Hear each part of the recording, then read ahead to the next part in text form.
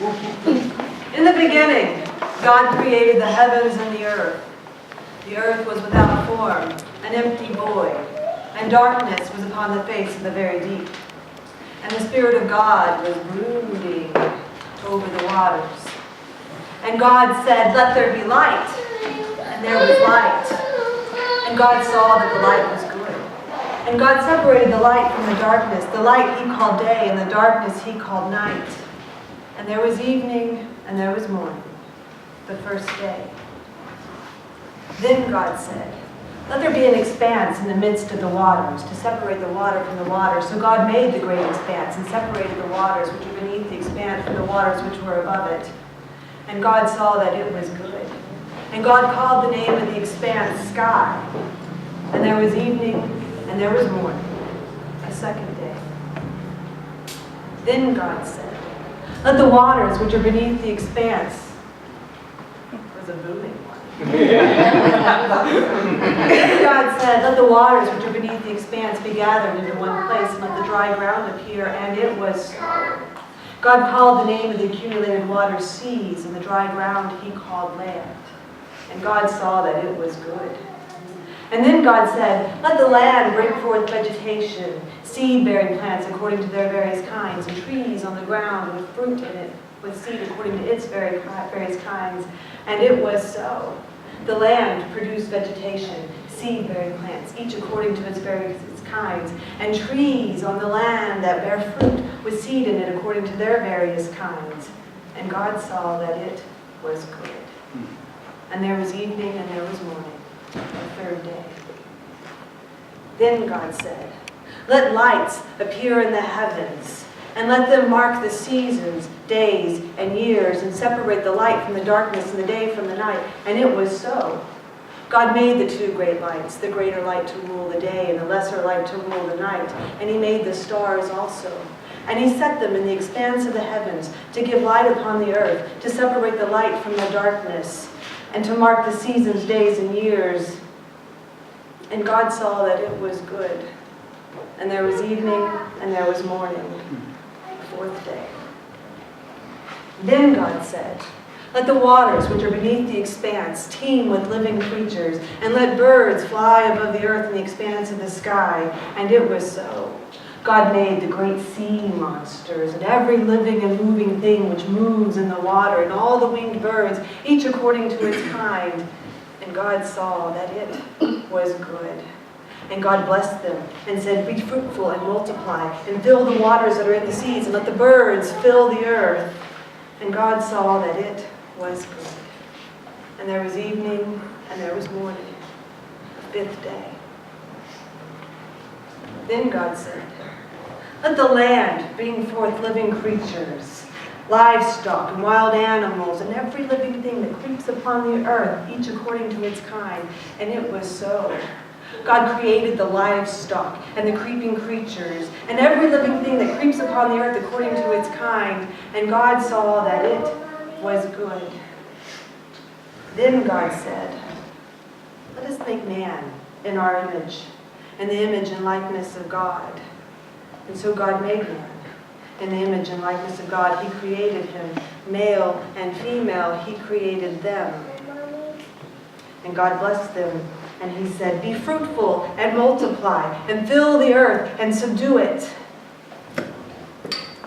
And fill the earth and subdue it. And subdue that. And rule over the fish of the sea and the birds of the air, and over every living thing which creeps along the ground. And God looked at all he had done and created, and behold, it was very good. And there was evening, and there was morning, the sixth day. This is the account of the heavens and the earth in the day the Lord God made the earth and heaven. In the day the Lord God made heaven and earth, he took the man and formed him out of the dust of the ground. And he breathed into his nostrils the breath of life, and man became a living being. And the Lord God had made in the east a garden in Eden, and there he caused out of the ground to grow every tree which is pleasing to the eye and good for food. And there he placed the man that he had made. And he also caused to grow in the center of the garden the tree of life and the tree of the knowledge of good and evil. And the Lord placed the man in the garden there. And he commanded him, saying, "From any tree in the garden you may eat, but from the tree which is in the center of the garden you shall not eat, for the day you eat of its fruit you will surely die." And then the Lord God said, "It is not good for the man to be alone. I will make a helper suitable for him." So the Lord God created all the beasts of the field and the birds of the air, and he brought them to the man to see what he would call them. And so the man named the birds of the air, the beasts of the field, and whatever he called them, that was their name. But for Adam, the suitable helper was not found. So the Lord God caused a deep sleep to fall upon the man. And as he slept, he removed a part of his side and sealed the place up with flesh. And he took the part of his side that he had removed, and he made and built up a woman. And he brought her to the man. And Adam said,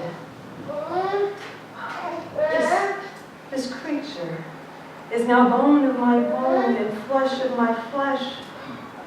Oh, she shall be called woman, for she was taken from the man. And for this reason, a man will leave his father and mother and be united to his wife, and they will be one flesh. And the man and his wife were both naked, and they felt no shame.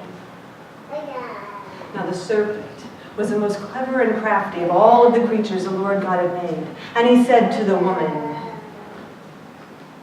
"Did God really say that you may not eat from all the trees in the garden?"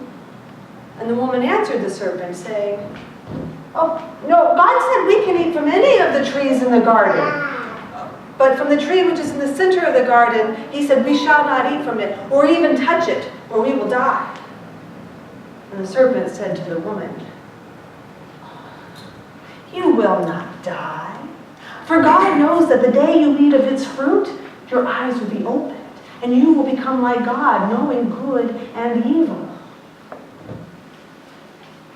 When the woman saw the tree was good for food, and pleasing to the eye, and desirable to make one wise, she took from its fruit, and she ate.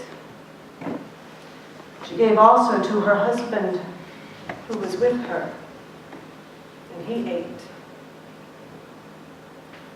And then the eyes of both of them were opened, and they saw that they were naked. They quickly sewed together fig leaves to make coverings for themselves, but then, they heard the sound of the Lord God walking in the garden in the cool of the day. So they hid behind the trees of the garden. But the Lord God called out to them and said, "Where are you?" And the man answered, saying, "We heard you coming in the garden, and I was ashamed because I was naked, so I hid." And the Lord said to him, "Who told you that you were naked? Did you eat from the tree of which I commanded you, saying, you shall not eat from it?" And Adam answered God, saying, "The woman who you gave to be with me, she gave to me from the tree, and I ate." So God said to the woman, "What is this you've done?"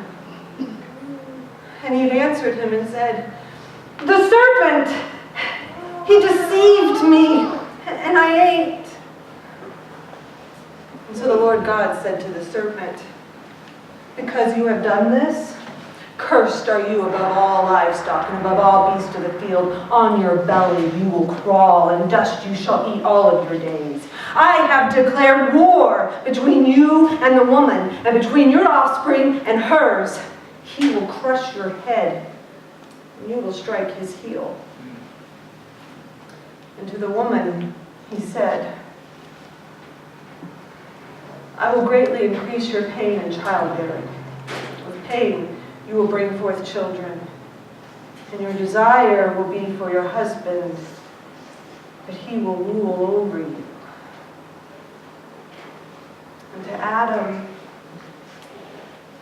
He said, because you have listened to your wife and have eaten of the tree of which I commanded you, saying, you shall not eat from it. Cursed is the ground because of you. By the toil of your brow you will eat of the ground all the days of your life, until you return to the ground from which you came. For you are dust, and to dust you will return. Adam called the name of his wife Eve, for she would be the mother of all the living. And the Lord God made garments of skin for the man and his wife and dressed them. And then the Lord God said, man has become like one of us, knowing good and evil. He must not therefore be allowed to reach out and take from the tree of life and eat and live forever. So the Lord God banished the man and his wife from the garden. And after he drove them out, he placed in the east side of the garden a cherubim and a flaming sword that flashed back and forth to guard the way to the tree of life.